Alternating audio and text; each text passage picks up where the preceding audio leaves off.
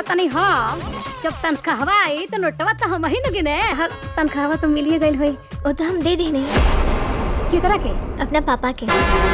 नमस्ते प्रणाम, आप सब देख रहल बानी भोजपुरी प्लस। तो आज के ई खबर बा भोजपुरी फिल्म सर्विस वाली बहुरिया के ऑफिशियल ट्रेलर के बारे में, जो कि रिलीज हो चुकल बा एंटरटेन रंगीला यूट्यूब चैनल पर लगभग आज से 8-9 दिन पहले।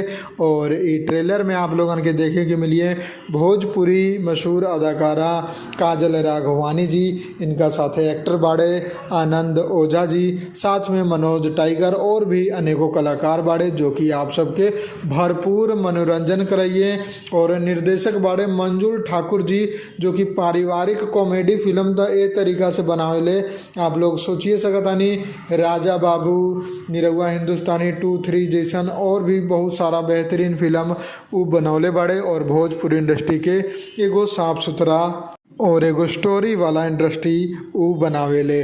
तो उनकरे डायरेक्शन में बनल ई फिल्म बा, जो ना के नाम रखल गइल बा सर्विस वाली बहुरिया।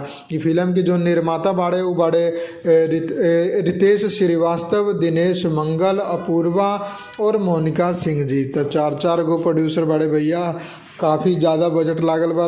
और ई फिल्म के जौन कहानी बा, जो कि ट्रेलर से समझ आ रहल बा, वही बा कि एगो लड़का के बियाह खातिर लड़की के खोज होला और दहेज की डिमांड होला, लेकिन उनकारा के मिलेला सर्विस वाली बहुरिया। वो लड़की जो ना के सरकारी नौकरी लागल बा, तो घर वाला सब ए लालच में दोनों के शादी करा देवेला कि लड़की भी कमाई लड़का भी कमाई, तो दोनों के कमाई घर में आई तो अच्छा खासा पैसा हो जाई।